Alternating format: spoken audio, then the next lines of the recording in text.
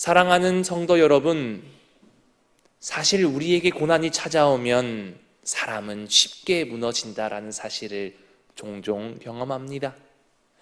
그렇지만 오늘 함께 묵상하는 이 말씀에서는 고난 속에서도 우리가 어떻게 살아야 하는지를 가르쳐주고 있었습니다.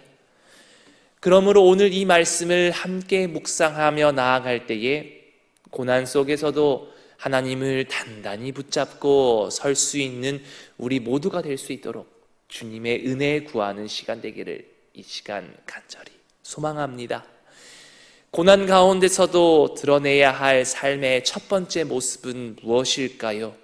바로 가정 안에서 믿음의 태도를 보여야 한다는 사실입니다. 베드로전서 3장 1절에서부터 7절까지의 말씀은 남편과 아내를 향한 권면입니다. 사실 이 부부 관계만큼 가까운 관계도 많지 않습니다. 그런데 이렇게 가까운 관계일수록 익숙함 때문에 서로를 함부로 대할 때가 참 많습니다.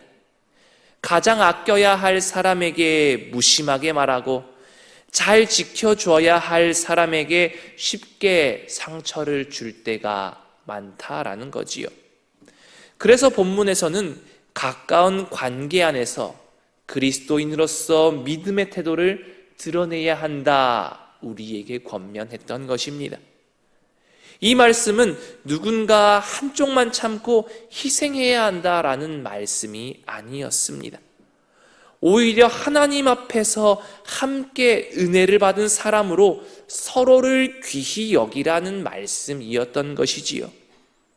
그 이유가 무엇입니까? 1절에서는 믿는 자의 행실을 통해 말씀을 순종하지 않는 사람도 하나님께로 돌아올 수 있다라고 말씀하셨습니다.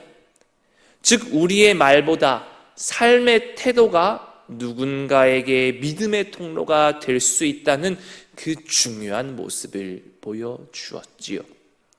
또 4절은 온유하고 안정한 심령이 하나님 앞에 값진 것이다 라고 말씀하시며, 하나님 앞에서 우리가 대단한 일을 해야 하는 것이 아니라 우리의 작은 삶 가운데서 말과 행실을 통하여서도 하나님께 영광을 돌릴 수 있다는 사실을 보여주었습니다.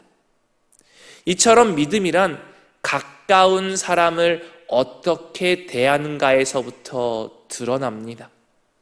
말로는 우리가 하나님을 믿는다라고 하면서 가장 가까운 사람을 함부로 대한다면 그 믿음은 삶 가운데 증명되기 쉽지 않습니다.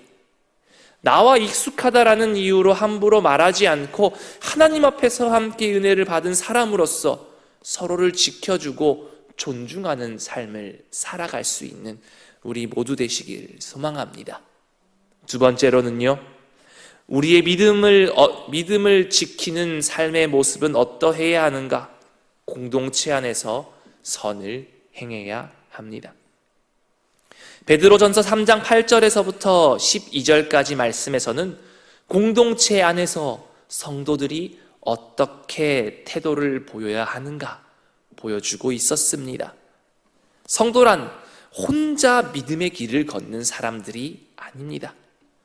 다 함께 울고 함께 견디며 함께 하나님을 바라보는 그 공동체, 이 공동체 안에서 우리는 믿음의 삶을 살아갑니다.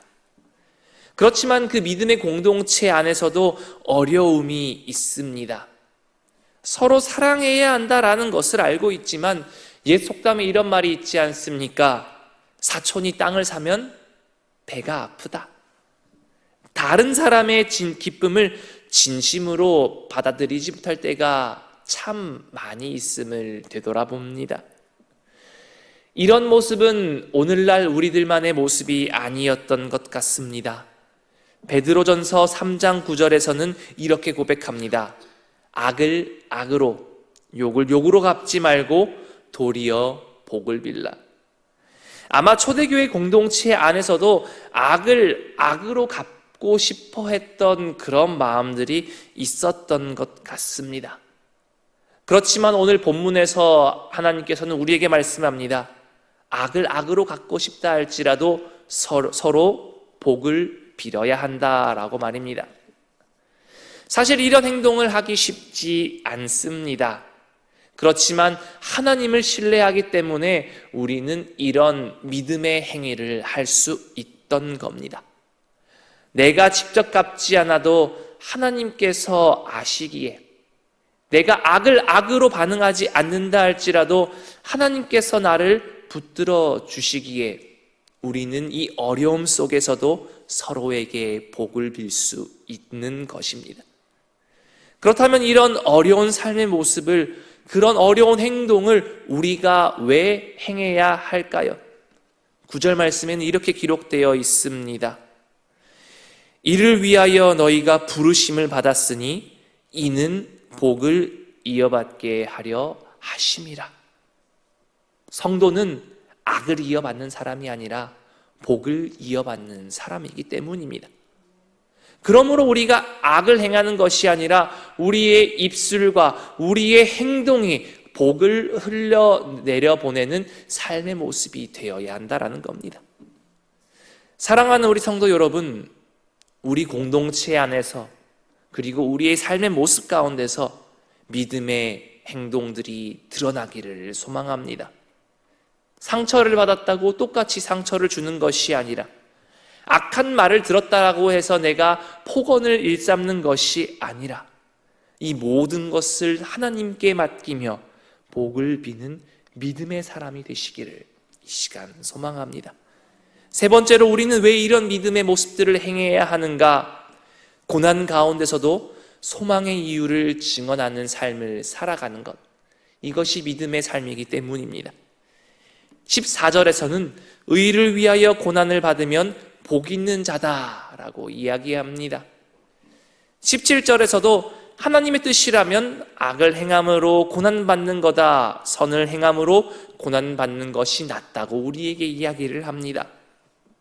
이처럼 성도는 현실이 막막하다고 해서 선을 포기하는 사람이 아닙니다. 지금 당장 상황이 달라지지 않는다고 해서 악으로 반응하는 사람도 아닙니다. 성도란 마음에 그리스도를 주님으로 삼고 온유와 두려움으로 소망의 이유를 증언하는 삶이 바로 그리스도인들의 삶입니다. 그렇다면 우리가 소망을 증언해야 할 이유가 무엇일까요? 먼저 우리의 소망은 현실이 금방 좋아질 것이다 라는 막연한 기대가 아님을 다시 한 번 더 기억해야 합니다. 그렇다면 참된 소망은 무엇입니까? 바로 예수님께 있습니다. 예수님은 고난받으셨지만 패배하지 않으셨고 죽음을 지나 부활로서 승리하셨던 그 예수 그리스도께 참된 승리가 있었습니다. 그러므로 주님의 길을 따르는 그리스도인들은 선한 양심을 품고 살아가며 나아갈 때에 소망을 증언해야 합니다. 말로만 증언하는 것이 아니라 고난 가운데서도 삶의 행실로서 믿음을 증거하는 우리 모두가 되시기를 소망합니다. 마지막으로 우리가 이 불안한 현실 속에서도 말씀을 따라 살아갈 수 있는 이유가 무엇일까요? 그 이유 또한 예수 그리스도께 있었습니다. 18절에서 그리스도께서도 단번에 죄를 위하여 죽으사 의인으로서 불의한 자를 대신하였으니 이는 우리를 하나님 앞으로 인도하려 하심이라. 이 말씀처럼 죄 없는 예수님께서 우리를 위하여 고난을 당하셨고 죽음을 당하셨지만 부활로서 승리로 나아가셨던 사실을 반드시 기억하시기를 소망합니다. 그러므로 성도의 삶도 고난과 절망으로 끝나지 않는다라는 겁니다. 우리도 예수님께서 걸으셨던 것처럼 고난 가운데서도 서로를 귀히 여기며 소망의 이유를 증언할 때에 승리의 길을 걸을 수 있습니다. 그러므로 오늘 하루도 고난과 어려움 속에서 우리를 하나님께 인도하신 예수 그리스도를 바라보며 서로를 귀히 여기고 선을 행하며 소망을 증언하는 우리 모두가 되시기를 주님의 이름으로 축원합니다.